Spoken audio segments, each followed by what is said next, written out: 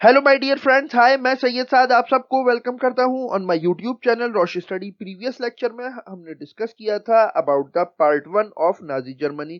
Now इस lecture में हम डिस्कस करने वाले हैं अबाउट द पार्ट सेकंड। ये लेक्चर आपके एएमयू और जामिया मिल्लिया के कॉम्पिटिटिव एग्जाम्स के लिए काफी ज्यादा इंपॉर्टेंट है। ये लेक्चर अगर आपको अच्छा लगे तो इस वीडियो को लाइक करें, शेयर करें, कमेंट करें और इसी तरह के इंफॉर्मेटिव कंटेंट के लिए सब्सक्राइब करें टू आवर यूट्यूब चैनल।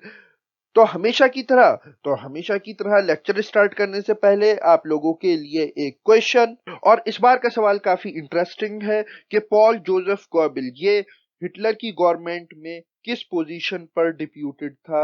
इसके लिए आपके ऑप्शंस हैं: A home minister, B education minister, C propaganda minister या फिर D defence minister. Comment section आपका है, इसका राइट आंसर वहां पर लिखें। हमेशा की तरह इसका सही आंसर मैं आपको बताऊंगा इस लेक्चर के लास्ट में। तो चलिए हम स्टार्ट करते हैं आज का अपना टॉपिक।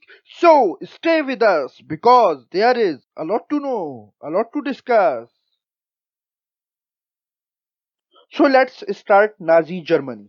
नाजी जर्मनी के प्रीवियस लेक्चर में हमने डिस्कस किया था about the youth in Germany and the Nazi cult of motherhood. Now इस लेक्चर में हम डिस्कस करने वाले हैं about the art of propaganda and ordinary people and the crime against humanity. Let's start the art of propaganda. तो देखो, जब हम इस वर्ड के बारे में, इस टर्म के बारे में बात करते हैं प्रोपेगेंडा, तो प्रोपेगेंडा हम बेसिकली बोलते हैं प्रचार करने को। तो जैसा कि हम प्रीवियस लेक्चर में डिस्कस करते आए हैं कि हिटलर ने जो यहूदी थे यानी कि ज्यूज थे उनके अगेंस्ट जर्मनी के अंदर काफी ज्यादा एट्रोसिटीज बर्पा कर रखी थी और एक पूरा उनके अगेंस्ट एथनिक क्लेंजिंग का प्रोग्राम चला रखा था। बट यहाँ पर मैं आपको एक बात ये बताता चलूं कि हिटलर और उसके जो मिनिस्टर्स थे प्रोपेगेंडा करने में बहुत ज्यादा माहिर थे और उन्होंने एक बकायदा एक आर्ट डेवलप कर लिया था प्रोपेगेंडा करने के लिए, जिसमें कि जब वो यहूदियों की एथनिक क्लेंसिंग का प्रोग्राम बना रहे थे तो कभी भी उन्होंने किलिंग्स या मर्डर्स ये वर्ड्स यूज नहीं किए, बल्कि बल्कि वो इसको क्या बोलते थे, इसको बोलते थे स्पेशल ट्रीटमेंट, फाइनल सॉल्यूशन या इवैक्यूएशन। यानी कि लोगों को यानी कि जो लोगों को गैस चैम्बर्स में भेजा जा रहा था वो कभी भी इन सब के लिए किलिंग्स और मर्डर्स जैसे वर्ड्स को यूज नहीं करते थे, उसके बजाय वो यूज करते थे इन सारे वर्ड्स का। और और गैस चैम्बर्स को वो क्या बोलते थे, वो बोलते थे डिसइंफेक्शन एरिया। तो देखिए, ये है आपके स्क्रीन पर प्रेजेंट गैस चैम्बर का एक इमेज, ठीक है। और ये जो गैस चैम्बर्स थे यहाँ पर अनडिजायरेबल्स को इसमें डालकर मार दिया जाता था, खत्म कर दिया जाता था। तो जैसा कि मैंने आपको बताया कि जो नाजीज थे वो इन गैस चैम्बर्स को क्या बोलते थे, डिसइंफेक्शन एरिया, यानी कि ऐसा एरिया जहां पर इन्फेक्शन को खत्म किया जाता है। और उनका इन गैस चैम्बर्स के बारे में क्या कहना था कि ये बाथरूम की तरह दिखते हैं जहां पर के शॉवर हेड्स लगे हुए हैं। बेसिकली ये वो शॉवर हेड्स थे जिनसे कि जहरीली गैस छोड़ी जाती थी ताकि जो अनडिजायरेबल्स हैं उनको खत्म किया जा सके। अच्छा, एक चीज हम ये देखते हैं कि हिटलर ने मीडिया का बहुत बड़े पैमाने पर यूज किया। और ये जो मीडिया का यूज किया गया बेसिकली लोगों की सपोर्ट हासिल करने के लिए, और जो नाजी का दुनिया को लेकर व्यू है उसको पॉपुलराइज करने के लिए। और इसके लिए हम ये देखते हैं कि उन्होंने सहारा लिया यहाँ पर visuals, images, films, radio, poster, slogan, leaflet, बहुत सारे तरीकों का यहाँ पर यूज किया गया। और यहूदियों के अगेंस्ट यूज के अगेंस्ट प्रोपेगेंडा करने के लिए यहाँ पर बहुत सारी मूवीज भी बनाई गई, जिसमें से के एक बहुत ही फेमस मूवी थी जिसका नाम था द इटर्नल ज्यू। बेसिकली इन सारी मूवीज का मकसद क्या था, इनका मकसद था ज्यूज के अगेंस्ट एक नफरत क्रिएट करना, एक हेट्रेड क्रिएट करना in the people of the Germany.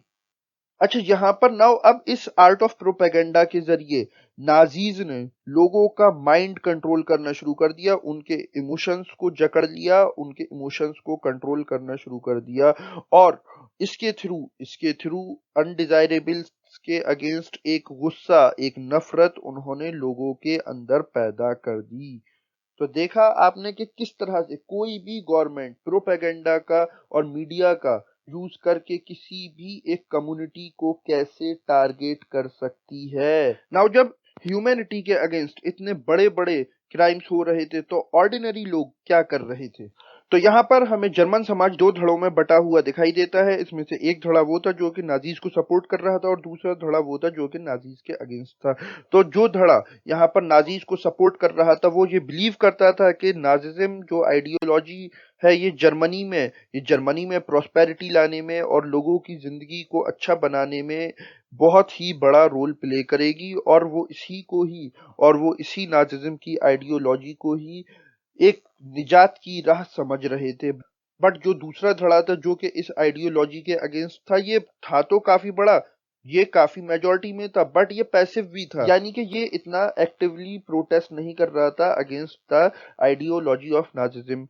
But फिर भी हमें कई एक्टिव रेजिस्टेंस ऑर्गेनाइज होते हुए दिखते हैं अगेंस्ट द नाजिज्म।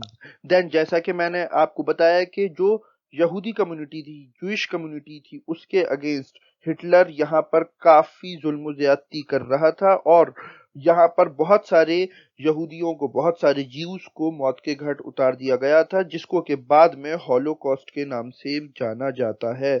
तो यहाँ पर इस इनडिस्क्रिमिनेशन के जो एविडेंसेस थे, उसको डिस्ट्रॉय करने के लिए Nazi leadership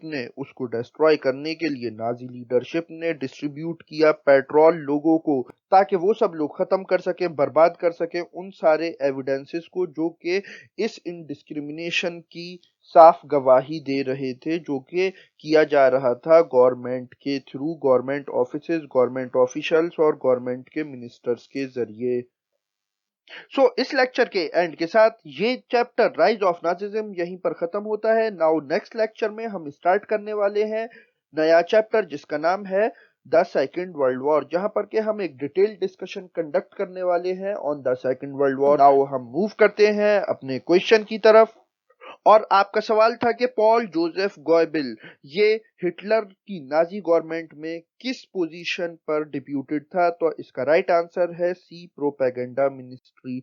yes my friends, Paul Joseph Goebbels ये प्रोपेगेंडा मिनिस्टर था ऑफ द हिटलर, और इसी का जो प्रोपेगेंडा था, इसी के चलते हम ये देखते हैं कि लाखों लोग जिनको के अनडिजायरेबल कहकर मार दिया गया, बिकॉज उनके अगेंस्ट समाज में एक बहुत ही ज्यादा नफरत का माहौल बना दिया गया था। और इस सब का जो आर्किटेक्ट था, इस सब का जो बेसिकली आर्किटेक्ट था, वो था Paul Joseph Goebbels. So this is the end of the video. अगर ये लेक्चर आपको अच्छा लगा हो तो इस वीडियो को लाइक करें, शेयर करें, कमेंट करें, और इसी तरह के इंफॉर्मेटिव कंटेंट के लिए सब्सक्राइब करें to our YouTube channel. Now I am Syed Saad signing off. Okay, bye.